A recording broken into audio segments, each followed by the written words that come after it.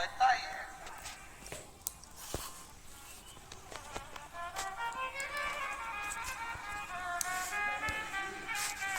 दुनिया के लोग दुनिया के भरोसे रहते हों और शिव के भक्त शिव के भरोसे रहते हैं।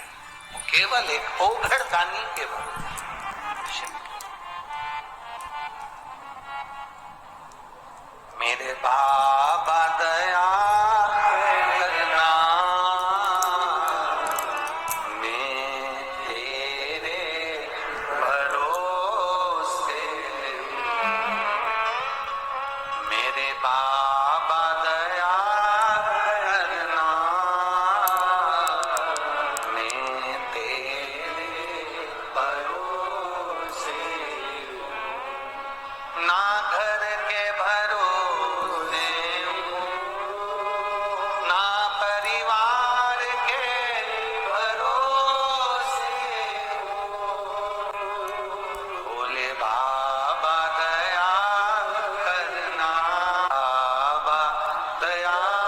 शिव के भरोसे रहे, शंकर ओखड़ी के भरोसे रहे। हम उसकी स्तुति में लीन रहे।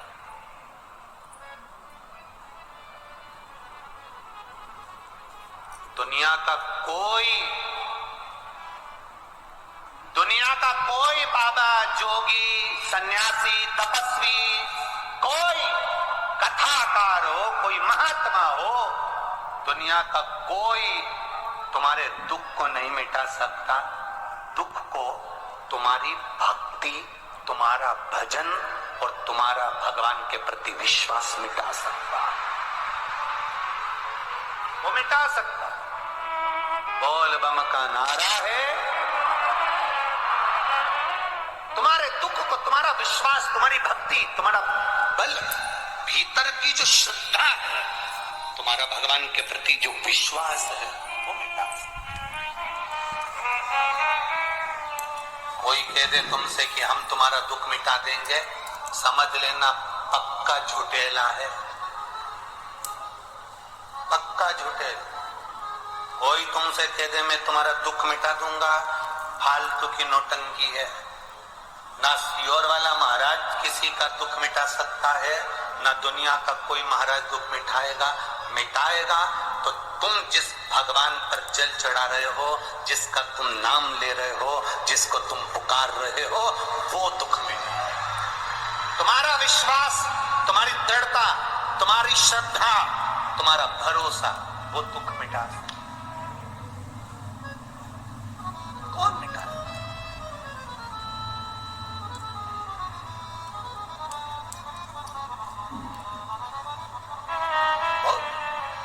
सुगंधा ने, सुगंधा को लगा कि ऋषियों को मैं अपने काबू में कर लूंगी। ऋषियों ने भी अपने तप बल को बढ़ाया, ऐसा तप बल बढ़ाया, उनके शरीर की जो तेज निकली, सुगंधा के शरीर की गंध समाप्त हो गई। सुगंधा के शरीर की गंध, सुगंध समाप्त हो गई।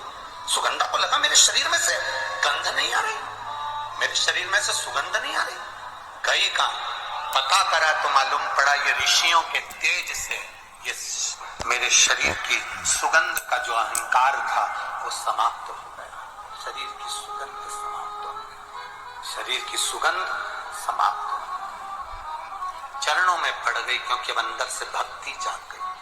अभी तक पुरुषों को रिझा रही थी, लोगों को मुट्ठी में कर रही थी, अपनी सुंदरता का वैभव दिखा रही थी।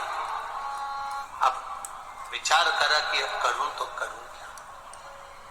चरणों में पड़ी ऋषियों के बाबा, अब मुझे ये कुछ नहीं करना, मुझे तो केवल शिव का नाम लेना है, मैं शंकर को अपना कैसे बनाऊं। तो ऋषियों ने कहा तू अपने 16 श्रृंगार को करके जब दुनिया के लोगों को अपनी ओर आकर्षित करती थी, तो अपने 16 श्रृंगार कर कर दुनिया के लोगों को अपनी ओर काबू में करती थी।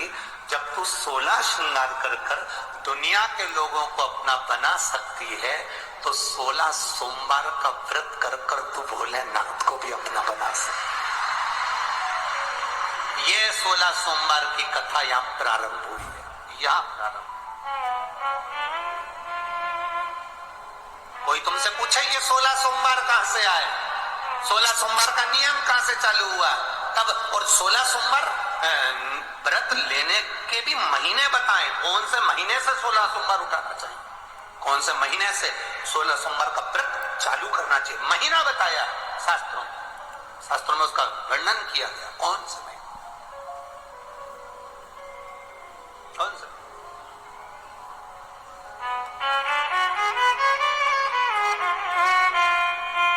16 सोमवार का जो व्रत है, 16 सोमवार तुम 16 श्रृंगार कर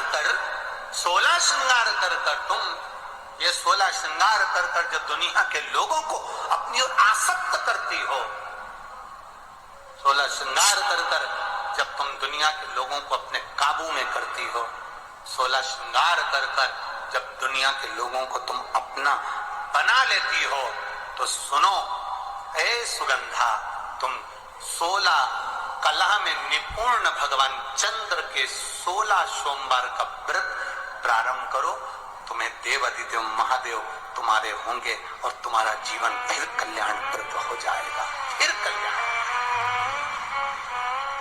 ये सुगंध है, 16 सोमवार तो साधारणता है। कोई कहेगा त्योहार बहुत सारे हैं, तो उनको जवाब देना शिव पुराण छिंदवाड़ा में बार बार होने वाली नहीं, वो तो माननीय कमलनाथ जी के भाव और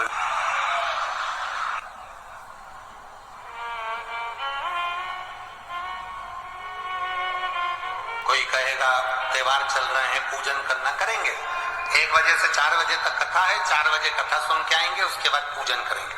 कोई कहेगा हमारा ये वाला व्रत है, 1 बजे से 4 बजे तक कथा है, पंडाल में जाऊंगी, बाबा के चरणों में बैठकर दिल से उससे कह कर आऊंगी, और मैं जानती हूं वो झोली खाली नहीं छोड़ता, भर कर जरूर देता है, देगा, उसकी निश्चितता। देवराज बेलपत्री के वृक्ष के नीचे अपने बैठा, शरीर में ताप बहुत था, प्राणों को छोड़ दिया। भगवान देवाधिदेव महादेव के धाम में कैलाश पर भगवान शंकर नंदी को लेकर आए, उसको लेकर गए।